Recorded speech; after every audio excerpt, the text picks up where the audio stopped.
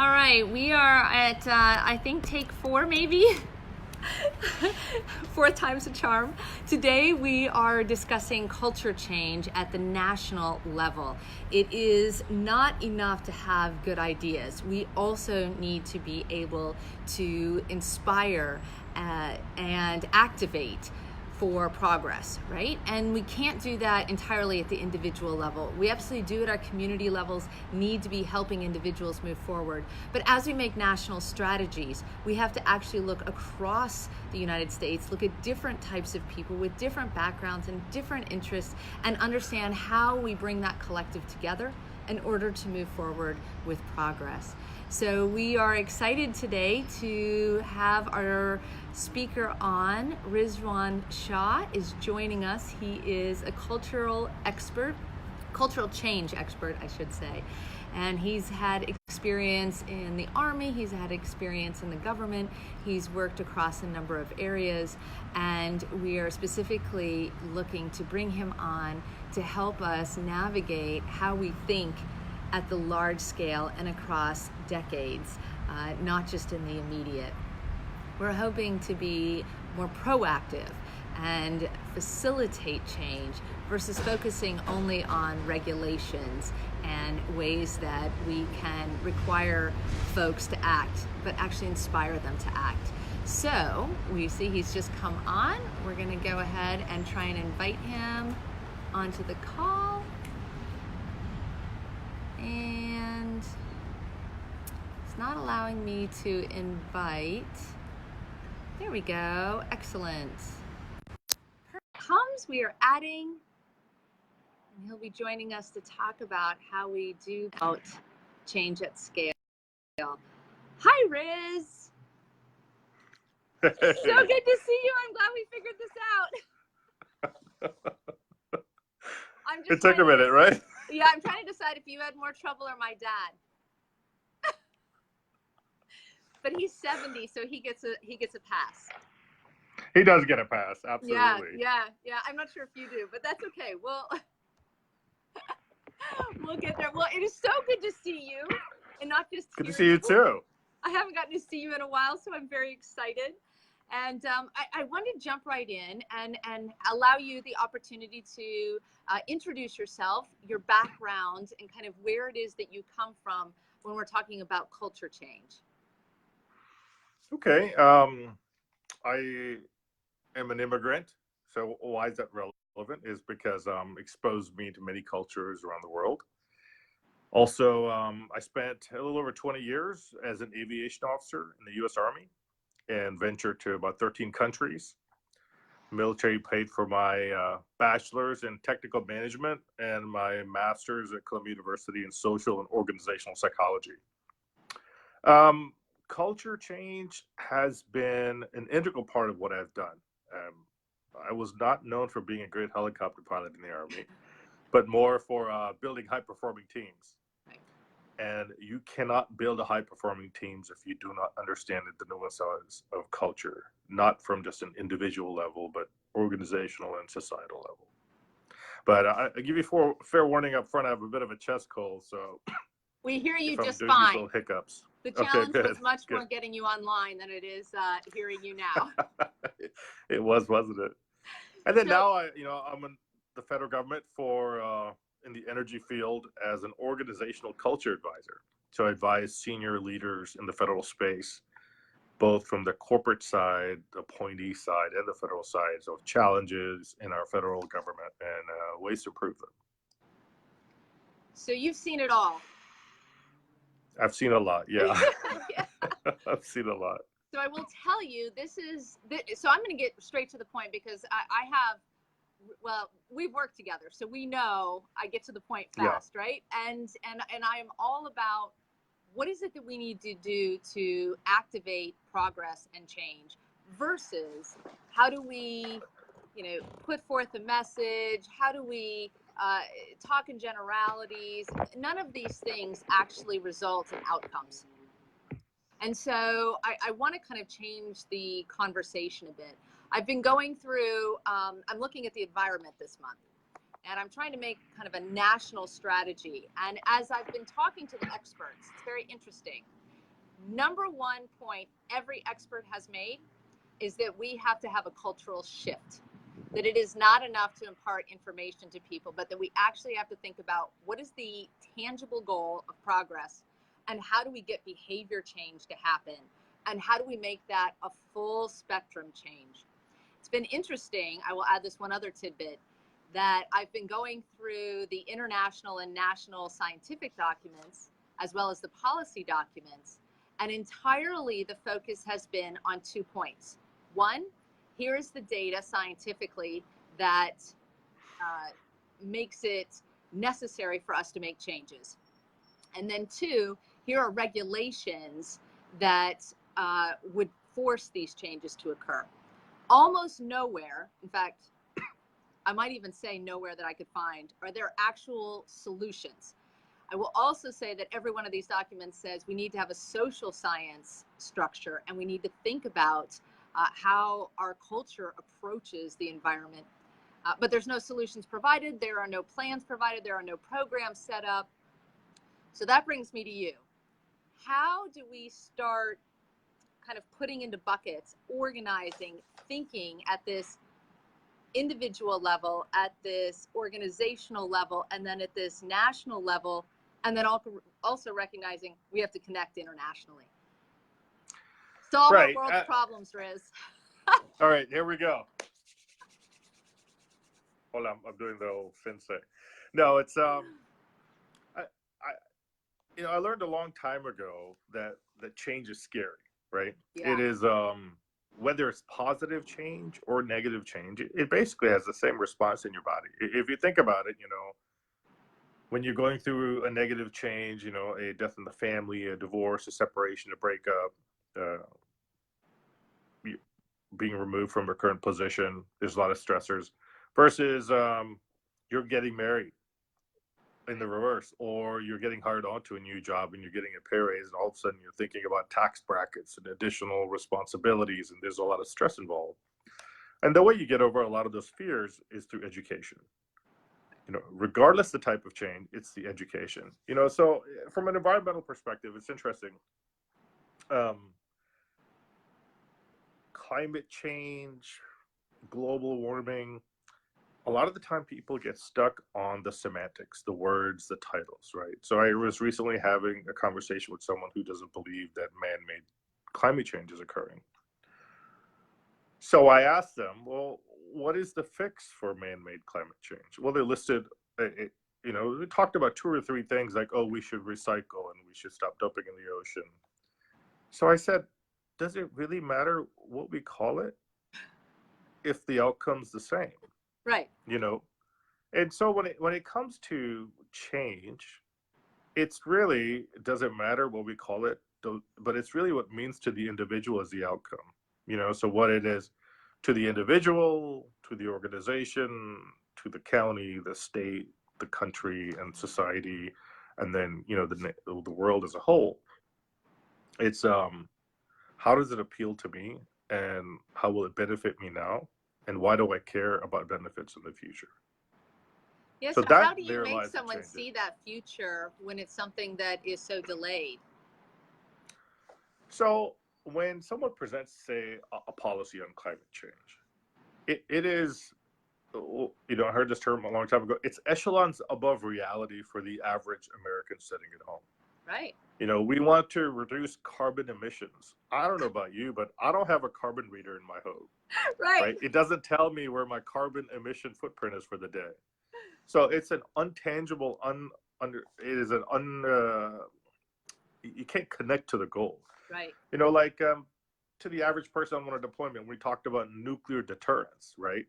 It's how can you nuclear deter someone in a country where they don't have running water and electricity? They don't even have the grasp of the concept. So when someone says, in 30, 50, 100, 200 years, the oceans might rise 3 feet, where, if you're sitting in the middle of the country in Arkansas, Ohio, how can you even relate to an ocean that you've never seen? Right. Right. Yeah, I think a lot of people don't realize that exact point. Never seen. Yeah. So when all this data is presented, in so many different fashions to talk about global climate change. You know, I've yet to see anyone really talk to me about individual impact of climate change. You know, somebody give me a white paper on the city that I'm sitting in and what it will affect my home value. Or how about my insurance rates when it comes to flooding? You know, that's tangible things that Yeah. affect me. Yeah. But you tell me that, parts of Florida will be under the ocean in 100 years. Well, which part? Do I live in that part? If I'm sitting on a mountaintop in Denver, Colorado, that's really not relevant. Right. And it's not relatable. You know, when do people jump for policy change? Talk about the intangibility of culture change. Desegregation, for example. It was finally passed in 1954. One of the last places to desegregate was Arlington County, right on the other side of the Potomac River in 1972. That's 18 years later, from policy change to implementation. And we're not even talking about actual culture change, right? So, and it's interesting to follow the civil rights cycle and how it's gone through the United States as a good example of how long it actually takes to change the culture.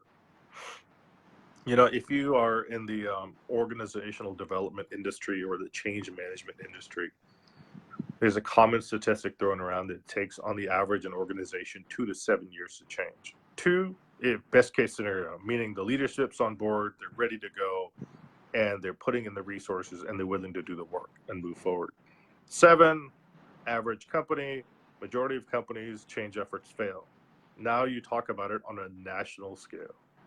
It's going to take a generation or two to change. And our strategic planning, when it comes to that, has to be at that level. So, I remember being a private in Germany in 1992, and every time the trash guys came to pick up the big bins outside the barracks, they looked inside to see if we had separated. Now, this is 1992. They wouldn't even haul the trash away if there was a glass bottle in the tin bin or a piece of paper in the glass container. They would just leave it with a sticker saying where we had failed. So if you look at it from that perspective, what made Germany embrace it back in the early 90s? And here we are in the United States in 2019, and some of our major cities don't even have recycling.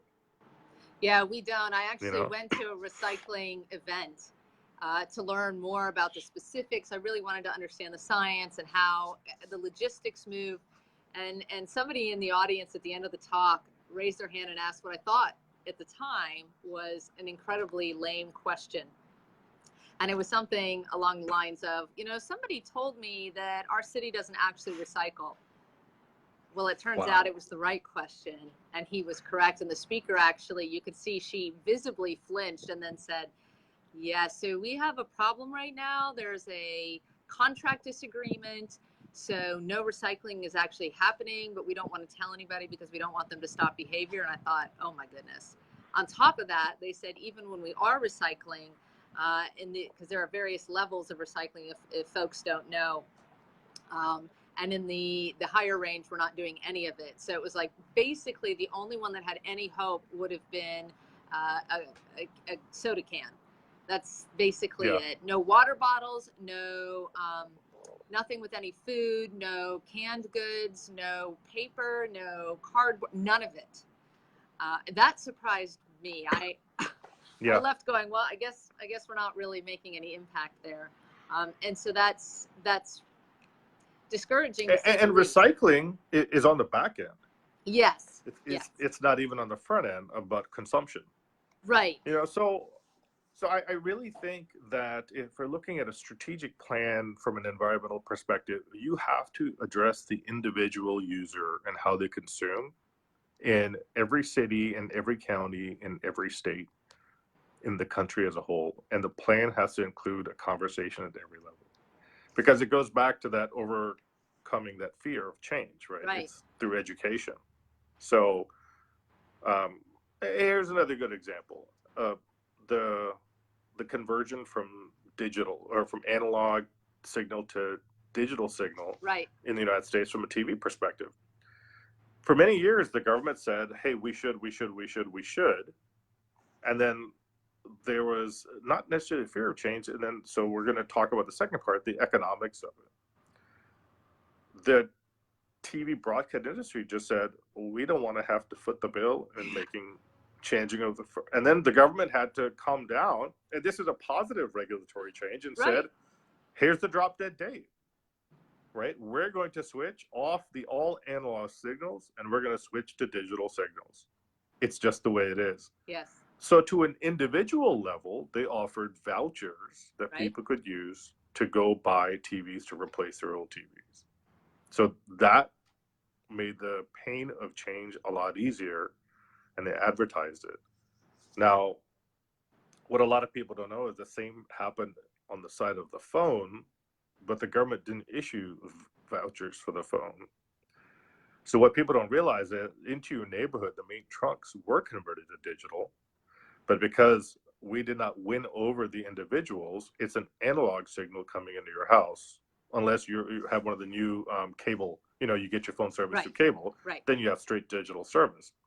But if you still have the old dial-up you connect, you're actually paying extra to maintain an analog signal to your house. Yeah, because the phone company from their system has to install this box which converts digital back to analog to get into your house. Wow. So that's a education battle that the government didn't put as much effort into as we did the TV battle. So number one is educate to the point where it is individually impactful. Exactly. Two, one that I think has got to be part of this is ensuring that we have kind of a web of connectivity. So who's maybe already, like that low-hanging fruit, right? Who's already activated where there's a place to get involved immediately, but your involvement is actually multiplied because you're not starting from scratch. Right. So that's something that I've been finding in all the interviews that I've been doing with the content experts is they have these mature programs in a variety of spaces. The question is, how do we facilitate connectivity to those kinds of groups? Communities of practice are great. Right. If our go-to environmental group is the Greenpeace, Greenpeace does a lot of soft things, but they usually take a hammer upside the head of certain organizations that are not performing to standard. But I think the challenge going forward for changing the culture in this country when it comes to environment, it has to be built into the school curriculum at the pre-K to 12 level.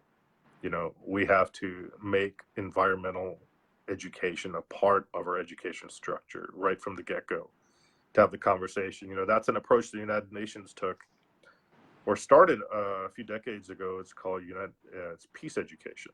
Mm-hmm. So they incorporated conflict resolution as part of all curriculum taught at refugee camps to give people who are involved in conflict areas alternative ways of resolving their issues and challenges and conflict. It's right from the get-go, children are being raised with this type of change of thought. So if we are truly to be champions of the environment, which I can't imagine anyone who would not want to be, so I'm gonna self-disclose here, and this is gonna set off some fires in people's minds, but I remember being a young 12, 13-year-old kid being asked to change the oil of my dad's car. And I didn't get through a big pre-job brief where I was told, up front what I'm going to have to do with everything. Well, I dug a hole in the backyard and dumped the oil. Hey, this is early 80s. I was a little kid. I changed the oil. I dumped it out in the yard. Had no idea of the implications or the impacts were. And I reached back to my own story. It's like, why didn't I learn that in school? That is not a good idea to do that. And I get to the point now where all the household cleaners in my house are biodegradable, all of them. Wow. And so does it cost me a little bit more? Yes. But I can tell you that cost has gone down over the last 10 years. Right. And I do think about, I mean, so the kids and I were very big outdoors people. You know, my daughter goes and disappears at 5 o'clock every Saturday morning fishing, and she'll be out there all day if I don't call her back. Is Very good, like that. Yeah, but the conversation about every time we flush something down the drain from cleaning, it's ending up in our lakes and our waters. Yes. And these are the lakes and waters that we go swim in and fish in and eat from and enjoy. And so that has a direct impact, you know. Yes. All three of them love to be outdoors. So I'm able to have that conversation because I've become an individual champion of it, you know, and to think about, or we don't bring plastics in the house that we don't need, you know. And it's sad to say sometimes you just don't have the option. You can be only as green as the resources given to you, you know. So you got a compliment on your smile. It's a random and It's friendly hard smile. for me to reply in real time, and then I had a bug come in my face. Reality of filming outside. Yeah, I saw that. But thank you. Now you've given me my in. I can say thank you, and I love the JJ20. That's funny. We'll see if we get there. But yeah, so it's in using my own life as an example of on one side where I had no idea what it meant to be friendly to my environment. That my environment wasn't just the walls of my house. Like I wouldn't spill oil on the floor in my living room. Right. You know, Precisely. I wouldn't dump trash in my front yard. So I mean, to me, I understand that my environment is the entire planet. You know, Right. I started diving a few years ago. Well, back in the military in Central America. There's a small island called Utila off the coast of Honduras, and I had gone for a walk one day by myself around the island. The northeast shore, it was covered in plastic bottles. Like you see pictures, but you just don't get it. This is a very remote island, and I was picking up the bottles and reading it, and they were literally from all over the world. Wow. And I was shocked that there's so much trash there. And you know, everybody's heard about those giant floating islands of trash out in the middle of our ocean, but that's real, you know. And to see these bottles float away. So I mean, you know, we have metal bottles now that we use in the house, and we cook most of our food from scratch, so that reduces trash and reduces you know, processed foods and chemicals and whatnot. And the cycle, it's all a cycle, right? It is. We give away clothes that don't fit us anymore, you know, and shoes. And I fix my lawnmowers and I fix my vacuum cleaners, and because you could still do that. You know, I remember being a young kid and we didn't have a lot of money, and I learned to fix everything from replacing the head gasket on a Coronet. That was my dad's favorite car, a Dodge Coronet, to taking apart the and just taking apart vacuum cleaners and fixing them and whatnot. But I just remember standing on the top of the island and going, "This is crazy." And I've gone diving considerable amount of times, and to see trash in 120 feet deep, human trash, which is not coming from someone sitting on a boat. No. You know, it's so to me that's personal impact, right? I see it with my eyes. I talk to about with my children and my family, but one of the challenges is, and I really think this is where there needs to be a partnership with industry and with the federal government on making more options available. You know, on how we consume on the front end. And you know, it disheartens me. I go to the grocery store and I buy the no dye, no chemical laundry detergent in a giant plastic bottle. You know, like why can't there be like a milk type paper carton? Yeah, I've been starting to wonder that. Why aren't we just moving to that? And oftentimes I get told the same thing, which is cost. But if there's one thing that I frequently say about my experience in government, it is that for-profit companies, the first part of that sentence is important. They're for profit, but they're not for specific profit most of the time. So if you can help them find an alternative source that is either close or new, then you Right. can, it's the same change factor, right? If I can make it simple and attractive, you're going to make the same or close to the money, but you're also going to win hearts and minds. Then they'll move. But if all it is I'm going to put a rule in place and I'm going to make you figure out the solution, the odds of compliance are going to reduce substantially, and instead you get a lot of pushback. And so I think, I used to go ahead. I was going to just say, I feel like we really have to have the commercial entities at the table, even though there's a perception oftentimes that if you allow them to speak, that you will be influenced by them. I think if you don't allow them to speak, then you end up with this barrier and fight at a much higher level. So I think you have to be balanced. Yeah, you know what you're talking about. I've heard before, regulatory capture is the industry is regulating the regulator. So and a great example of how that's a success story is how the FAA partnered with industry in early commercial aviation career and just decided that we're going to create regulations that's going to stifle innovation. That's one. Yeah. Two is we're going to set goals which are achievable, and sometimes they need to be forced. Like when we set our miles per gallon standards for motor vehicles, it's just not acceptable that our vehicles are getting the same gas mileage as they did 20 years ago. Right. But where's the motivation to change for the internal combustion engine? Right. Right. We put catalytic converters on them. Right. That's a plus. It helps reduce carbon emissions coming out of the backside. But at the end of the day, is it really making that great of a difference? No. And I recently learned something interesting. Like this is talking about our country and our character and our values, right? America should be innovating. Yes. America should be leading in innovation. Can we but emphasize it bothers that? me.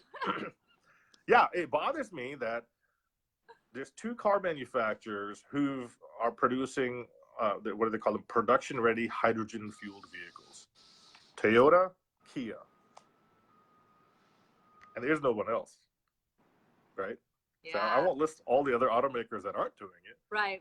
We'll and I'm not positive. saying hydrogen is the future, but why do you not have something? Right. What are you bringing to the table? So if America wants to maintaining its innovative leading edge, we have to innovate, and it has to be in more fields and through technology, like more consumable computers. Because, for example, the phone I'm talking about right now, what happens to it once it goes obsolete? Yeah. And it's made of all kinds of toxic things. But I don't see a green phone on the market I can use. Precisely. So it sounds like what we have to do is we have to make this all at the individual level. But in order for it to be tenable at the individual level, you need businesses to make it tangible, whether that's maybe wearable devices that help you track your consumption or your emission, whether that's building maybe simulations. And we know from military, there is a lot we can do with modeling and simulation to give someone at least access to the experience you had on the island. And that technology is not necessarily transferring over yet, but it can. And then helping in some cases, yes, to simply put those regulations in by force. Right. And then, of course, we have to connect internationally. This has been tremendous, Riz. I know we've gone over a few minutes. I apologize, but we had a few minutes delay in getting on. So yeah, we did. Thank you so now very, I know better. very much. Yeah, no, this is awesome. And if I may end with just one last point, and it is to emphasize the point that you made, America should be leading with innovation. Absolutely. That says it all, because if we're not, then we're not just following, we're behind. We're behind. Yeah. And we're getting there. Yeah. Well, You're doing thank you great so things, much. JJ. Bye. Bye.